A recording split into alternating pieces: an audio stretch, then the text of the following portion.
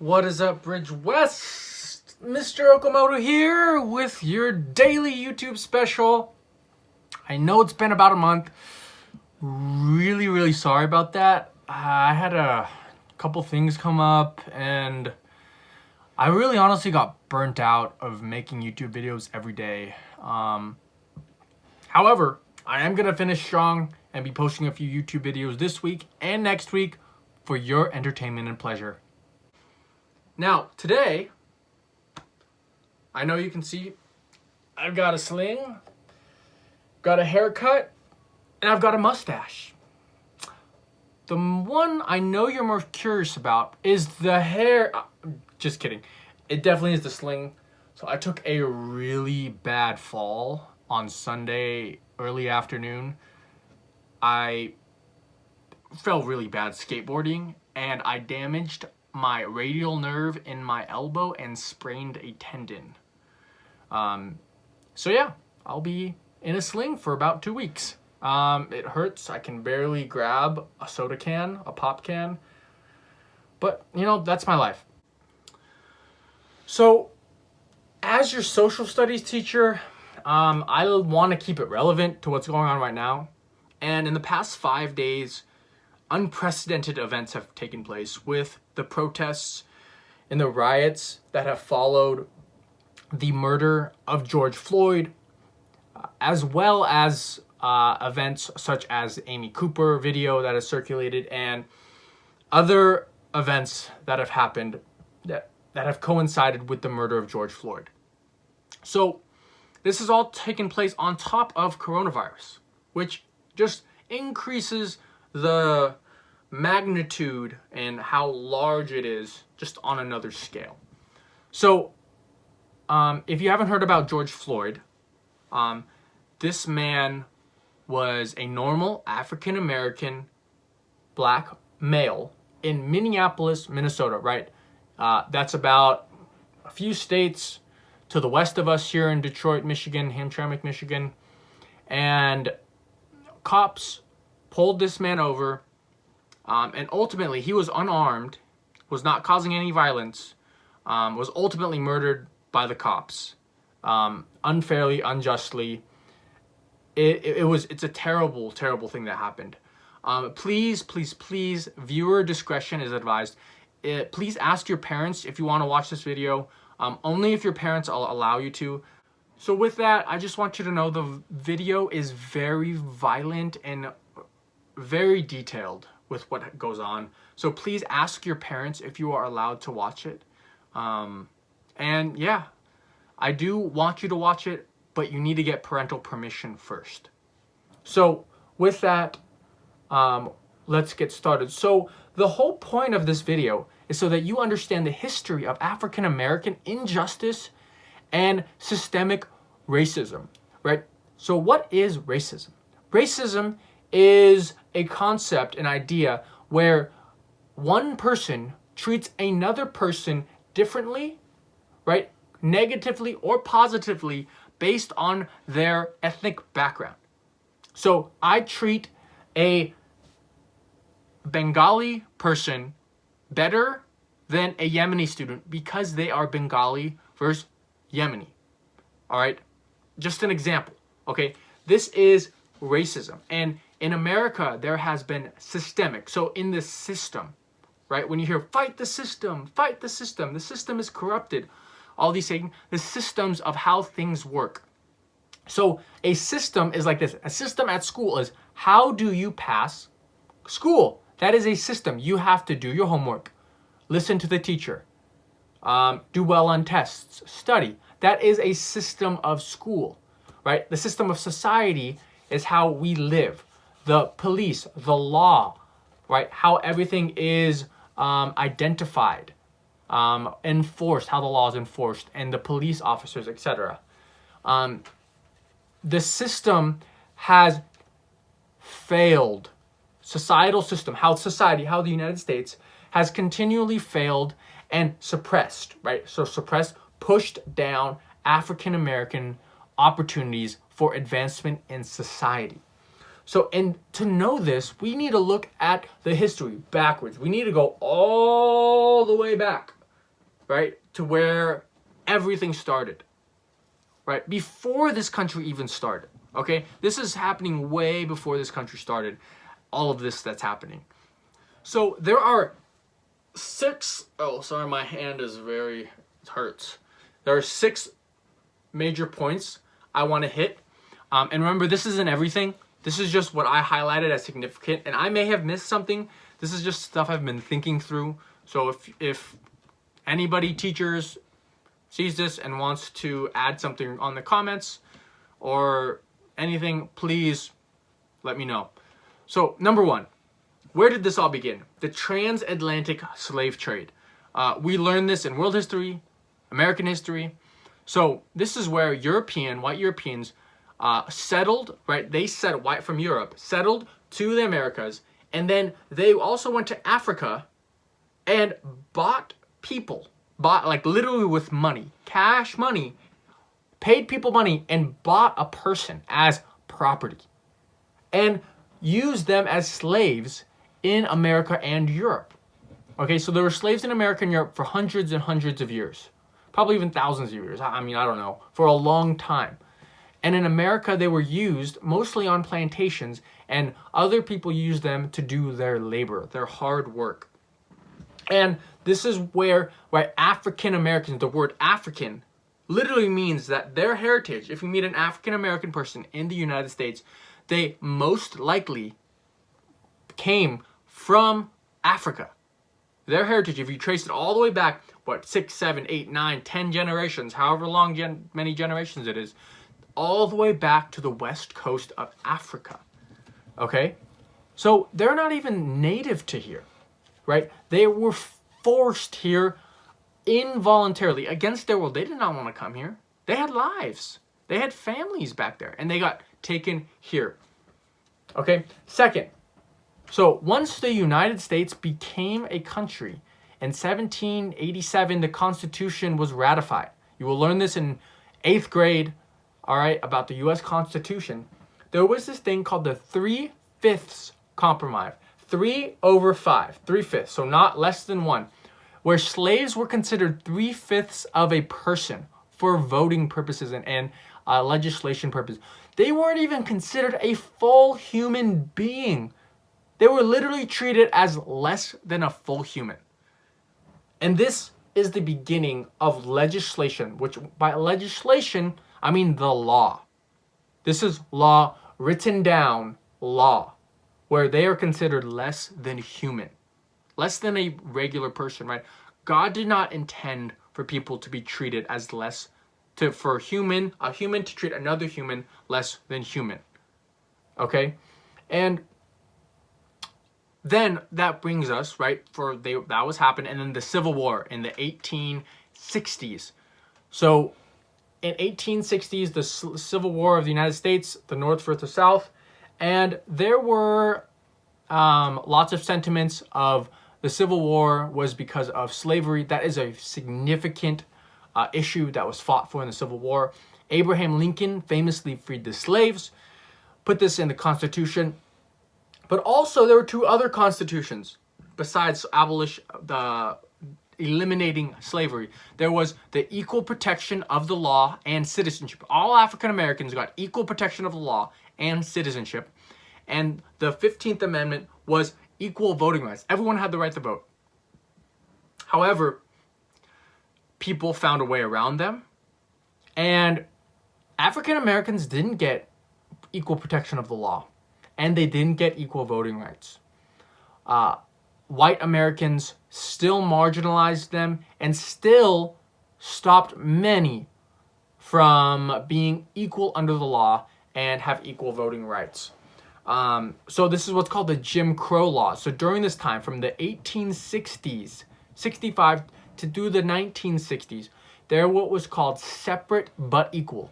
In the Supreme Court case, Plessy versus Ferguson, very famous, very, very famous Supreme Court case. Famous for bad reasons. Like when you're famous for bad reasons, think of this case, Plessy versus Ferguson.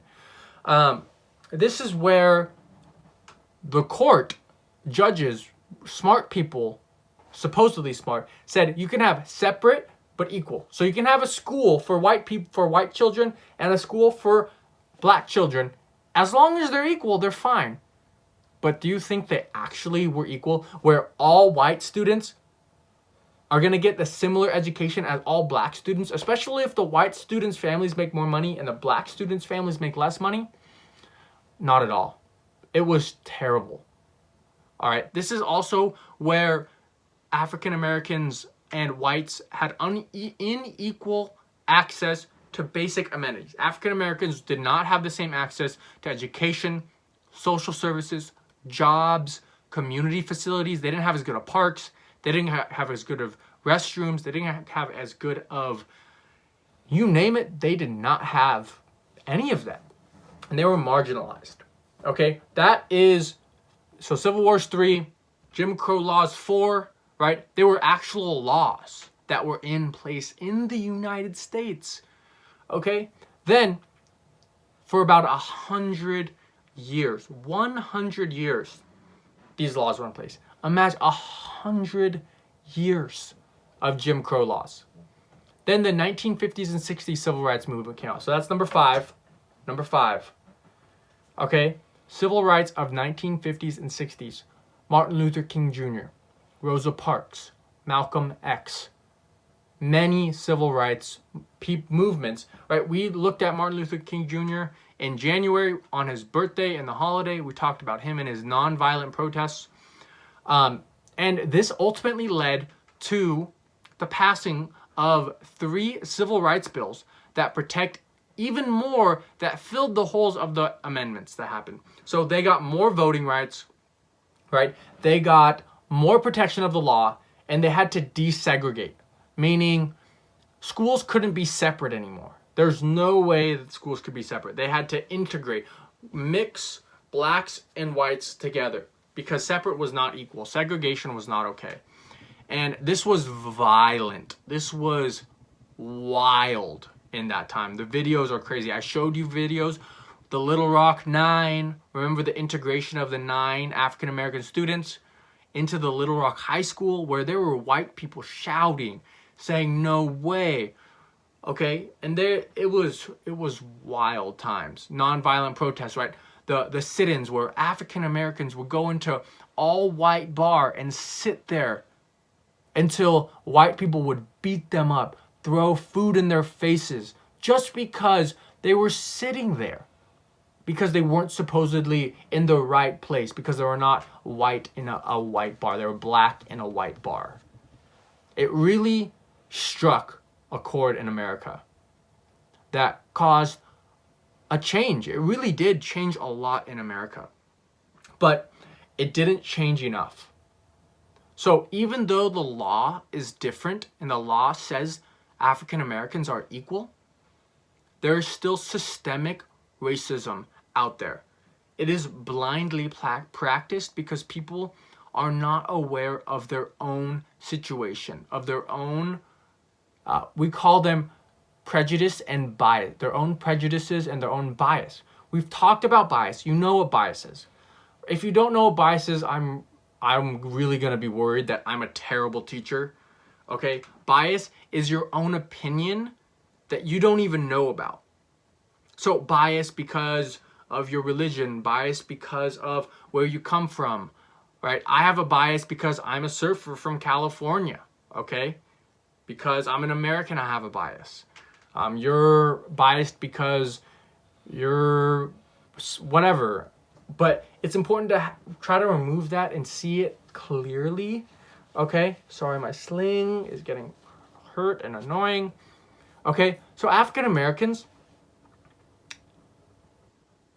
really have gotten the short end of the stick continually for hundreds and hundreds of years. Right? The mass incarceration. Right? There is a crazy amount of African Americans who are arrested. Far more than whites or Hispanics. African Americans are arrested and put in jail more often than any other race. Why? Ask the system. Okay? It's because of racism that is involved. Stereotypes. I personally think, especially as a teacher, the lack of educational opportunities. Where African American communities are, there are less education opportunities. The schools do not have equal funding. They just don't have as many resources as other schools do, such as white and Asian and other schools of different ethnic backgrounds. And it really is a shame that this is going on. Now, the sixth and final point is the continued systemic injustice that continues in our society, in the United States of America. Most pointedly towards police. So recently, in the past 5 to 10 years, there has arisen a movement called Black Lives Matters. And this is an organization that is organizing a lot of the protests against police brutality. So police brutality, what does brutality means? Brutality. Brutality means unnecessary force used against civilians by the police. So specifically, police violence against African Americans. So there have been a lot of cases of police or other people violently assaulting, violently killing African Americans for what seems to be absolutely zilcho reason. Some examples of incidents that have happened: the killing of Michael Brown in Ferguson, Missouri, the killing of Trayvon Martin in Florida, of Eric Garner, and these were 5 to 7 years ago. Most recently, there was one a few weeks ago called Ahmaud Arbery, an African American man running in Atlanta, outside of Atlanta, Georgia. And now George Floyd, which just speaks to the fact that it is currently going on, still going on, and very present in our society. And I'm not saying that all police are evil. I'm saying that police brutality is a symptom of the greater problem of the systemic racism that is present in the United States. It goes back to our communities, that there are people still with racist prejudices. Take, for example, the video that has surfaced on Facebook of an African American man in a park bird watching. He was literally in a park bird watching and asked a woman to leash her dog because he didn't want the dog unleashed. And it was a law of the park that the dog needed to be leashed. And the woman got angry and called the cops, saying that an African American man was threatening her life. And this was a white woman. And she was going to call the cops because he was African American. And it speaks to the fact that this is down to the roots of our society that need to change. These roots need to be uplifted and thrown out and burned in a fire, so new roots of love, of respect, and of dignity can be retraced and rerouted and planted anew. Okay, so that was number 6, the continued. 5 was the civil rights of 1950s and 60s, and 6 was the continued systemic injustice. And it really is, it breaks my heart. It really is a shame that this continues, and we need to stand in solidarity with our African American brothers and sisters, those African American students who are at Bridge West. Okay, I can't imagine what you are going through, all right, but I stand with you, all right, and if you need to reach out and talk to me, I just want to listen to you, to your parents, okay, and I am just so sorry. I'm so sorry you've had to deal with this, that this is where you've grown up and the opportunities you've been given have been so lousy. Okay? And we as a society, especially as a minority community, a community made up of mostly minorities who are not the majorities or who are not white, can also come together and rally together and cause a greater change to our community. So with that, that is just some history and some thoughts about what is going on. I agree with the protests and that there needs to be change. What change there needs to be, I'm still processing through that. I don't know yet. We need leaders, strong civil rights activists and leaders to step up and really take the reins of this, to have strong leadership. I really am praying for strong leaders to come and rise up to this occasion. And all I know is that we need to stand together in unity. And I'm going to leave you with a song from Miss Larson that is by Bill Withers, the late Bill Withers, that really speaks to what we need to do right now. This was originally supposed to be in the Bridge Academy West teacher video compilation of all the teachers, but it was too long.